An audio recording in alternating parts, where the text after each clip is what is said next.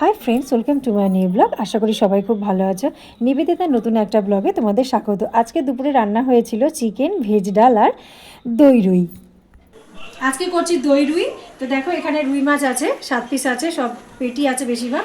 হলুদ আর নুন মাখিয়ে নিয়েছি, এবার ভেজে নেব। তেলটা গরম হয়ে এসছে, এবার তেলের মধ্যে একটু নুন দিয়ে দেবো। তেলের মধ্যে নুন দিলে কি হবে, কড়াইতে মাছগুলো লেগে যাবে না।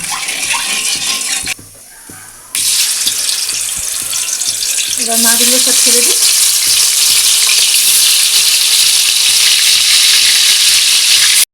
চারটে মাছ আগে দিয়ে দিলাম, বাদ বাকিটা পরে ভাজবো।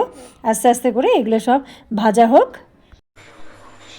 দেখো মাছ ভাজার তেলের মধ্যেই আমি জিরে ফোড়ন দিয়ে দিচ্ছি, গোটা জিরে, দুটো শুকনো লঙ্কা,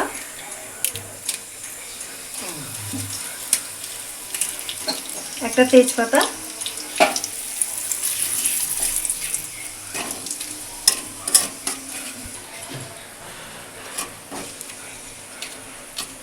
আচ্ছা এবার এখানে কিছু পেঁয়াজ কোচানো আছে, সেগুলো দিয়ে দেবো। সব পেঁয়াজগুলো কুচনো পেঁয়াজগুলো তেলের মধ্যে দিয়ে দেবো। তেলের মধ্যে দিয়ে এবারে পেঁয়াজগুলো একটু ভেজে নেবো, হালকা করে ভেজে নেবো, বেশি পোড়াবো না পেঁয়াজগুলো। দেখো পেঁয়াজগুলো এখানে ভাজা হয়ে গেছে। এবারে আমি এই যে চামচটা, এই চামচটা 1.5 চামচ মতন পেঁয়াজ বাটা আছে, সেই পেঁয়াজ বাটাটা আমি এর মধ্যে দিয়ে দেবো। দিয়ে পেঁয়াজ বাটাটাকে ভালো করে সব পেঁয়াজ ভাজা আর ওই তেলের সাথে ভালো করে মিশিয়ে নিতে হবে, ভালো করে কষে নিতে হবে।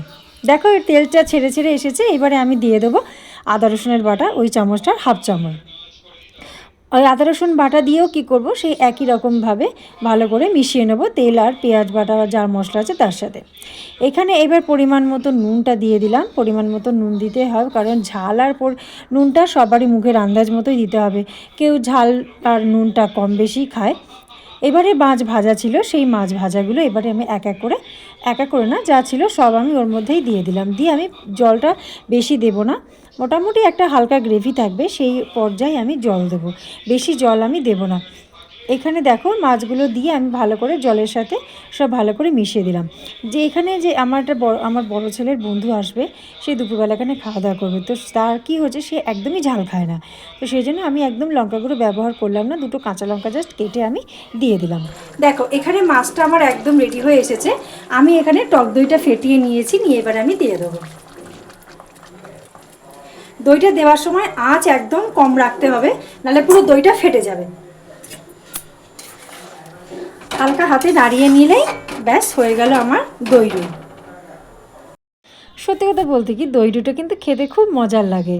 তো যাই হোক, আমি আঁচটা একদম বাড়াবো না, কম আঁচেই ফুটবে, হালকা ফুটে গেলেই আমি নামিয়ে নেব। তো ভিডিওটি কেমন লাগলো অবশ্যই কমেন্ট করে জানিও, লাইক করে শেয়ার করো, চ্যানেলটাকে সাবস্ক্রাইব করে পাশে থাকার অনুরোধ রইল। দেখো হয়ে গেছে, আমি নামিয়ে নিয়েছি, এরকম হয়েছে গ্রেভিটা। আজকের মতন টাটা বাই বাই, আবার আসছি নতুন ভিডিও নিয়ে।